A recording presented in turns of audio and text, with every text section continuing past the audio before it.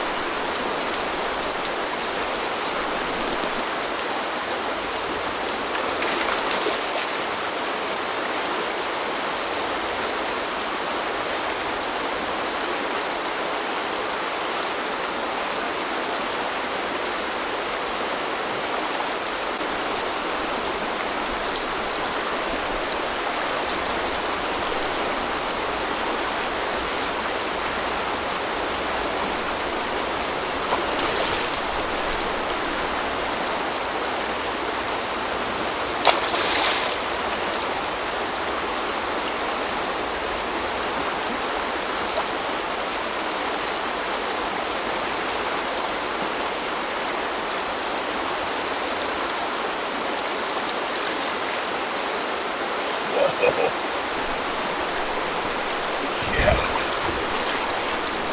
Look at that. What a beauty.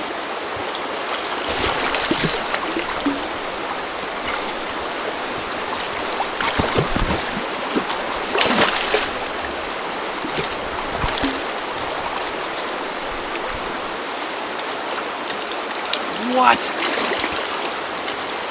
A freaking beauty. What a gift. Yes. Wow. That is freaking awesome.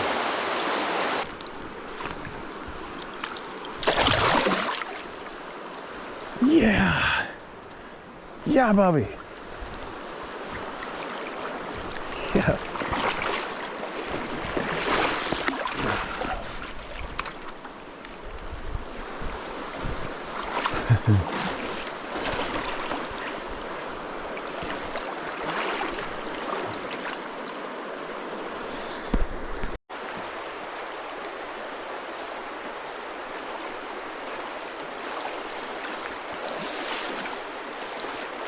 What is that?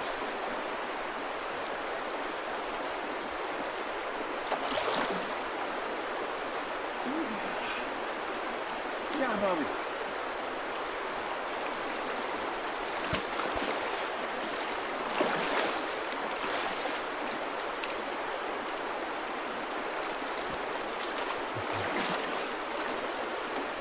This way, Bubs. Come on.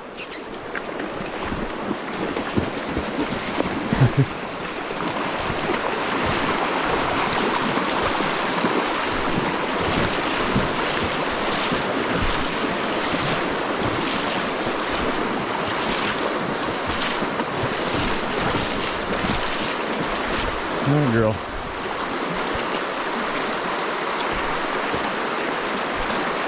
Let's go.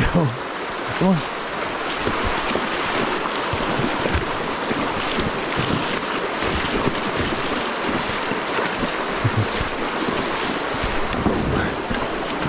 Hey.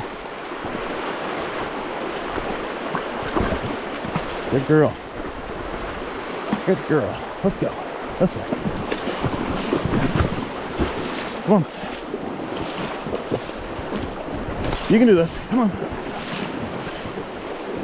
This way.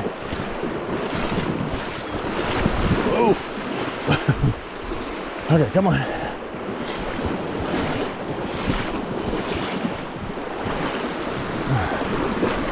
Yeah, girl. You got it. This way, come on. You got it, Bubs. You got it. Good girl. Spawning dog. Good girl. You got it. There you go.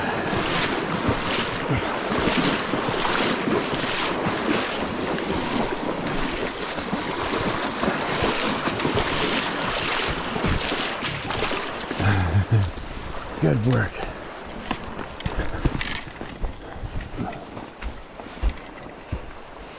Hey, no.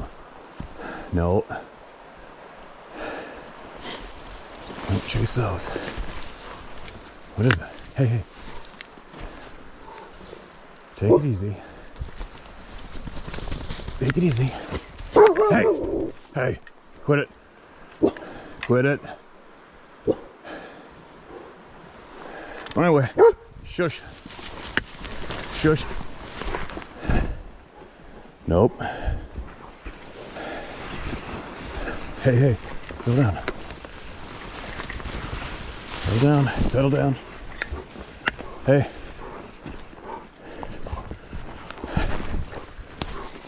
Settle down. Settle down. Easy. Bubs, this way. She's on something. This doesn't happen very often, does it? Hey? Take it easy. Wait for me.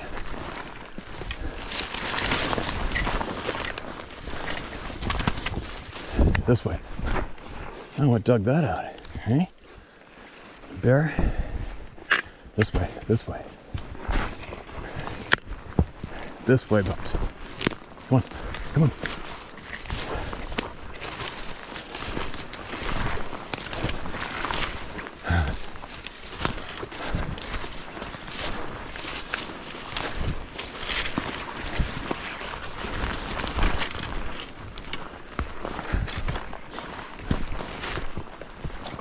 Well, let's hope it was elk, eh? Sure it was. This way, Bubs.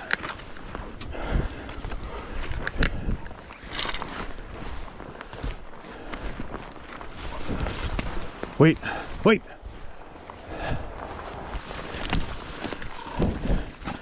Hold on.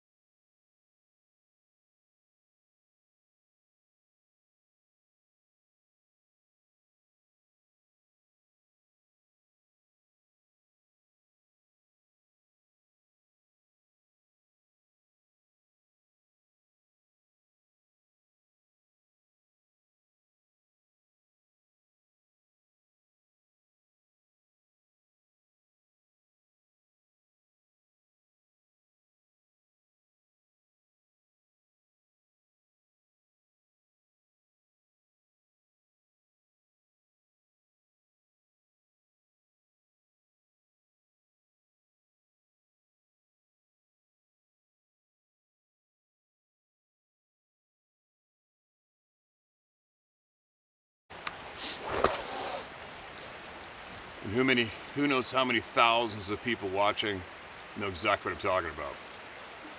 It's basically impossible in a way to go into the woods and not think about what might be. It's impossible. Once you know, there's no going back. It's that club of no return, right? There's no going back to that carefree in a way, innocence in a way, you know what I mean? Oh well. Now, I don't know if I have anything on my phone right now or not that I can share before we head home. I don't even know when this video will make it. It's only 8 in the morning. Sweet. I got a whole bunch in here. All right. Let's hear somebody, shall we? Adventure Dog has her elk burger treat that she always gets for going fishing and keeping me safe. She's chewing away on it. And this is titled Experience in the Appalachian Mountains. My name is Mark. I'm in my late 20s as of now. And I'm writing this the day after my experience, and I'm still having trouble processing everything. I live deep in the Appalachian Mountains, and my nearest neighbor is a good friend of mine named Sean. And Sean is a few years younger than me, but we are very alike. And he lives a few miles down the road from me. I have a dog named Riley. She's a Rhodesian Ridgeback and Samoyed mix. She's my constant companion, and she's a very keen animal. She senses everything, and she recognizes human emotion. That's important. Just bear with me. It all started like any other evening. I invited Sean over for a little campfire session in my backyard. We've been sitting out there for a few hours, chatting about life in these mountains, what it's like to live in such a remote area, and just the usual kind of talks you have around the fire. Sean and I both love it here. Sure, it gets isolating, but it's peaceful. And as long as you live by the no you don't rules,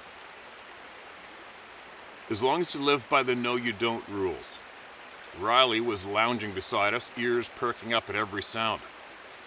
The conversation drifted to the more rare topics, local legends, rumors, and other oddities that came with living this far from civilization. Living in the mountains, you hear the stories about things people claim to see. Some people say they've seen Bigfoot. Some say it's just an animal. Others say it's skinwalkers, and others are just aware of the supernatural world and stay out of its way. Then there's the people that whisper about the other things. Things that aren't quite animal, yet not quite human. Something that hides in the darkness. And Sean was telling me about an old lady who he talked to a few days before, and just an hour after, got told she went missing, yet to be found. But I brushed it off. It happens enough over here. But Riley was starting to get restless. She'd been quiet watching the sunset, me and Sean oblivious to the time. The fire began to die down, and Riley snapped her head to the tree line at the bottom of the field, ears pinned back, quietly growling at the shadows sifting through the trees. It wasn't unusual for her to growl at the critters of the night, but as all dog owners know, they growl different at danger. Me and Sean put out the fire, and I dragged Riley inside, and right when I faced away from the tree line, the hairs on the back of my neck stood up. I heard Riley bark, and I turned to get her quiet, and then I heard it again. This time it wasn't her. It was from behind the trees. It barked again using Riley's voice. Sean tried getting my attention, grabbing my arm and pulling me to the steps. "Come on, Mark, you know the rules. Ignore it. Get inside. Come on, Mark, hurry." Sean begged. I snapped out of it and took Riley inside. Me and Sean sat right behind the door, looking out through the door to see what exactly it was. We both know it's against the rules, but I wanted to know what was using my dog's voice to try to get our attention. We heard something moving, too heavy to be a deer, but too controlled to be a bear. At least that's what I thought. "Sean, you're probably going to have to stay here tonight," I told him, and he nodded, but kept his eyes at the tree line. And there was a shadow just behind the tree line. It would stay for a second and then vanish. We heard faint footsteps walking in the grass around my house, with the occasional growl or snort. And Riley was in overdrive trying to protect the house, I put her in her kennel, and Sean helped me close the windows. I left one window, the kitchen window, open by accident. We sat on the couch, which sits right against the kitchen, with the wall separating the two. You could see into the sink, which was right below the window. Sean and I both had firearms. Mine was right under the couch. We sat for about an hour listening to the thing walking around the house. Then the sniffing got really loud. It began to growl again, more constant this time. I looked to the door, seeing nothing. Then Sean gasped, then grabbed my shoulder. And I turned to see two eyes staring at us through the open kitchen window. They stared at us. Hold on. Hey! Bobs! What are you barking at? Alright, I'll finish this right here. I was out of sight of Ruby by the river and she barked and I'm like, I got her tied up here with her lead. I don't need her chasing off after her dog. Right, Bubs? You alright? You good girl. Keeping it safe? I'll finish this right here.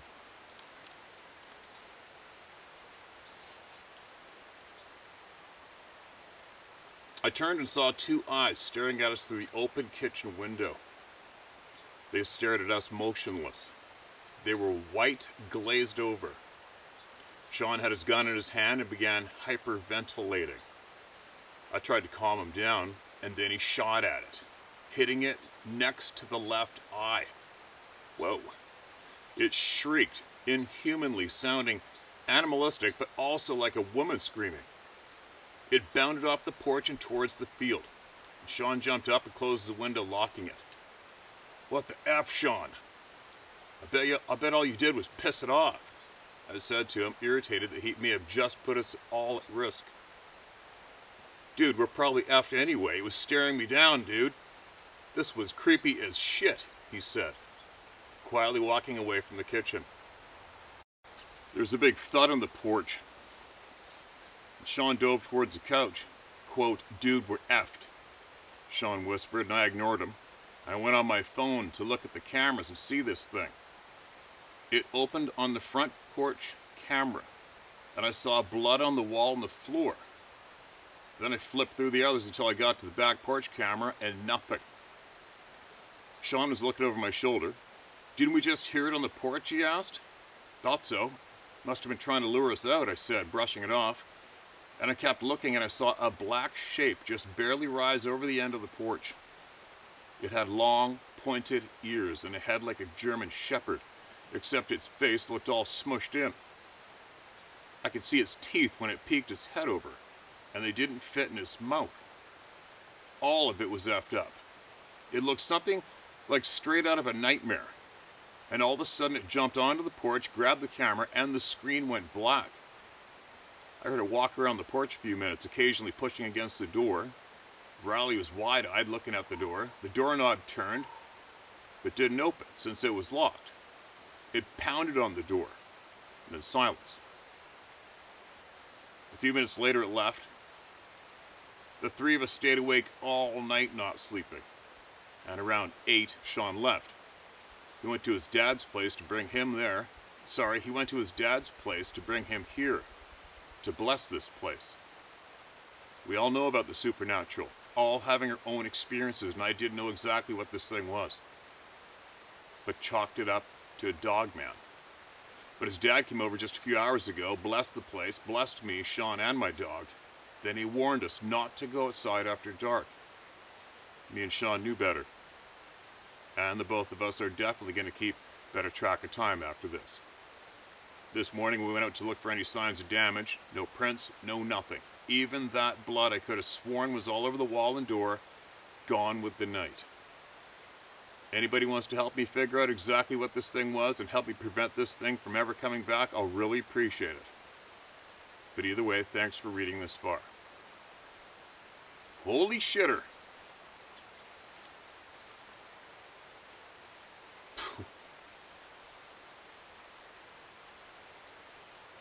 Give us an update anytime, my man. And keep an eye out in the comment section below for anybody who has any word of advice, all right? Whoa. That's nasty. Nasty scary. Feeling for you.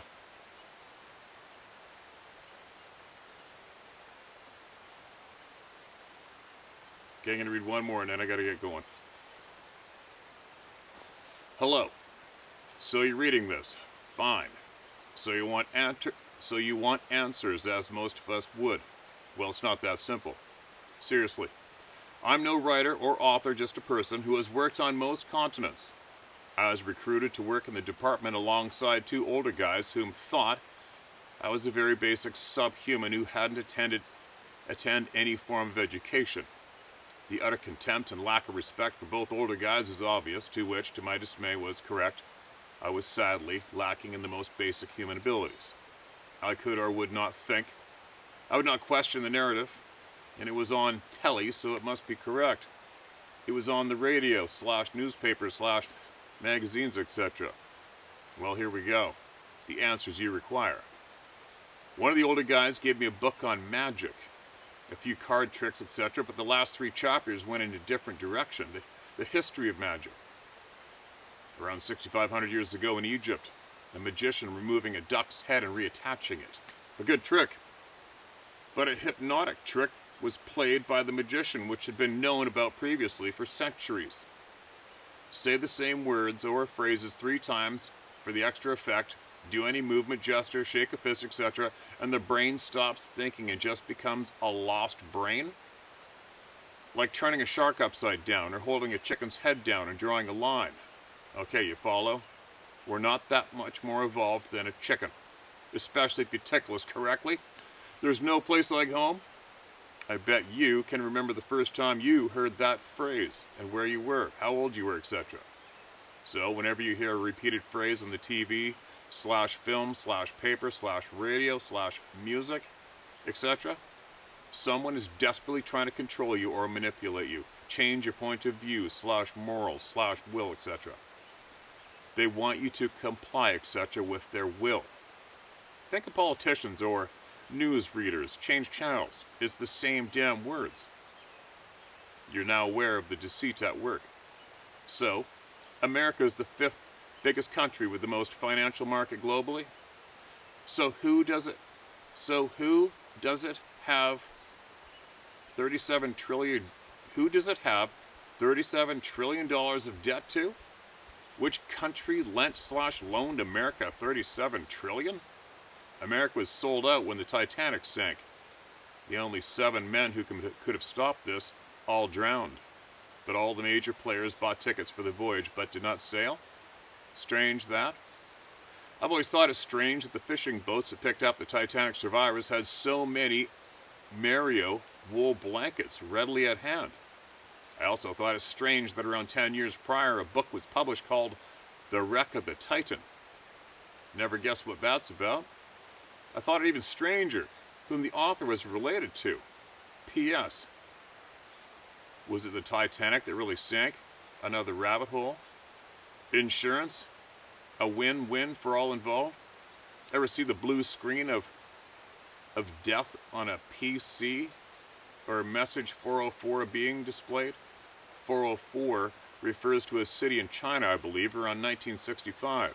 P.S. Look it up on an empty stomach. It's bad, real bad. If you have a cup of sugar or flour in your kitchen, someone somewhere wants it. Documentaries everywhere telling you, save the starving black bears by giving it them in the fall, so corporations can see you more and more. These corporations already own the world. These free apps, etc., which you readily accepted, just require your text message, prescriptions, conversations, videos, photos, locations, gyroscope. If you're using your mobile on a train / passenger in a car / bus, etc., guess which the free app informs the insurance companies? Let that sink in. The mobile phone number doesn't really exist. It's all based on the IME number. And when you copy data from one form of equipment to another. Guess what really happens? So you bought a second or third hand phone. Imagine what baggage is attributed to the character from that IME device. Free apps with access to pictures of your kids in both. Being shared with. Which island owners? Washing machines that receive texts, messages, or Bluetooth and suddenly just stop working after 30 months. Really another coincidence. So you want some answers about super soldiers, which has been going on since 1788, or the USS Liberty. The entities are the corporations. They are almost self-aware. They wish to control everything. It's their goal at any cost to get bigger and devour. What did the big fish say to the little fish? So you think these mega corporations can sell you cheaper items and they are not in bed with any governments to obtain data, however unimportant? In my humble opinion, the massive rise in cancers are produced in the store. Potatoes are now harvested at the same time and pressurized to stop spoilage, killing any blue mold and other beneficial spores that we need. Because humans came after coal, we require the mold. Remember, where is the profit in curing you? Dairies now add something back into the milk that we, the human race, used to throw away as upsets 6% of population, but on the brighter side, increases profits by 4%. In the grand scale of things, we are seen as nothing. Work all your life, pay taxes, and at the end, pay taxes on any accrued wealth that you may have already paid tax upon. Remember, your government/country is already owned by corporations. And what did the big fish say? The quick brown fox jumped over the lazy dog. I'm sure if you read these lines out, you may grasp my line of work. P.S. Greece got into all sorts of difficulties with these corporations. One of their terms to appease the entities was to surrender any oil and gas and mineral rights if ever found. Bless my cotton socks, a massive gas reserve suddenly appeared just off the coast of Greece. Enough to fuel the world for over 300 years? You gotta laugh, it's almost like feedback on the farm. And we buy the stuff for top dollar and wonder why the grandparents were so healthy. It's almost like feed back on the farm and why we buy the stuff for top dollar and wonder why our grandparents were so healthy. P.S. Do you think entities are scared of war? I mean global. Think about life forms. It breathes, consumes, reproduces. Fire. P.S. Musician called R.E.N. Check out Money Game Part 2. Recommend High Ren.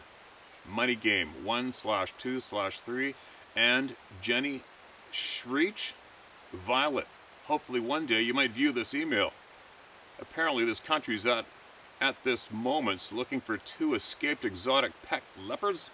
Okay, which zoo/circus/menagerie are they from?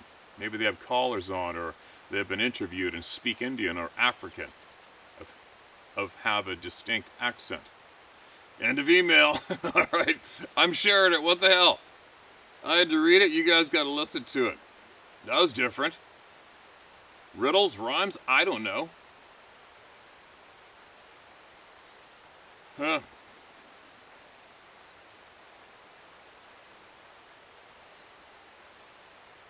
I got a long one here, but it's in 2 emails.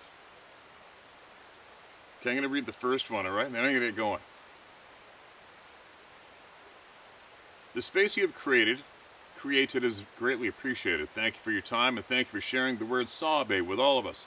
It feels so much more real than the Bigfoot or even the eloquent yet often used Sasquatch. If this is the true name for the forest people, I hope I can do them an honor by using it. I also want to thank the brave people who shared their truths before me.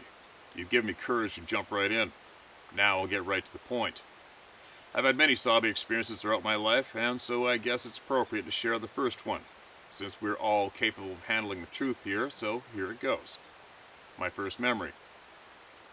Back in the early 70s, it was not uncommon for our mothers and fathers to let us roam free in the fields, within reasonable earshot from the house, and the forest adventures were allowed. Those who grew up in my era know what kind of freedom I'm talking about. Pack a PP and PB&J and leave for the day. Hard to find that these days, and most parents do not allow their children jackknives for Christmas anymore. But I was one of those lucky kids allowed to bleed a little and wouldn't change a thing. When I was about 5 years old, I was wandering in the forest and met a new friend. My friend didn't talk, just kept just behind my left shoulder and liked to swing from wild grapevines hanging from the trees. Even though we were the same size, he was much more capable of climbing, running, jumping, and just about everything I could do, he could do 10 times better and faster. Did I mention that he was covered with brown fur except for his face? I saw that his furry mother was close by, but she was huge and imposing, so I tried not to look right at her. She averted her eyes from looking directly at me and remained still as a statue. I found small figures woven from grapevines. Did she make them for us to use as toys? I also thought they were neat and tried to make my own. I tried the magnificent moves that my new friend was doing, as kids do, so I also climbed and tried to swing from tree to tree. Epic fail, but fun. And after some time of trying to copy him and failing, I felt it was time to go home. Upon leaving my new friend, threw a large stick at my back as I was walking away. It hurt.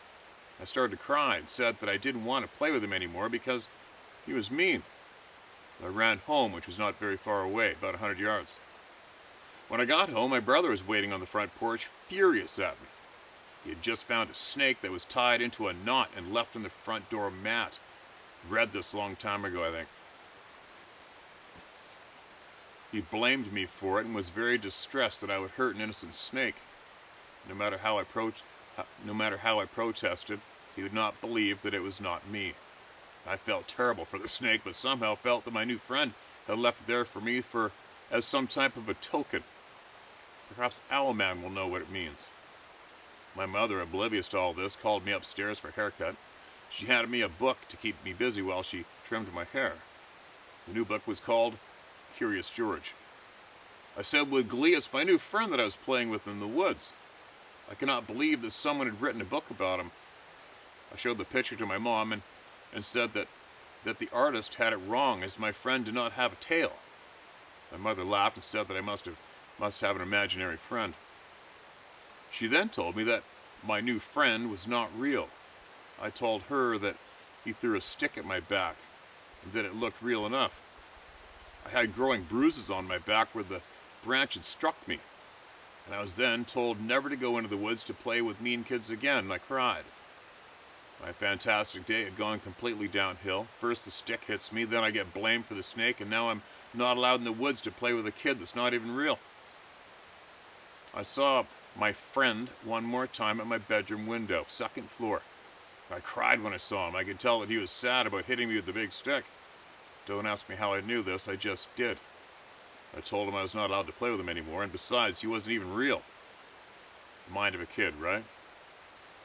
I wonder what my mother would have thought if she knew the truth of what had actually happened out in the woods that day. I'll bet she would have lost it. It would be a few years before I had some more experiences.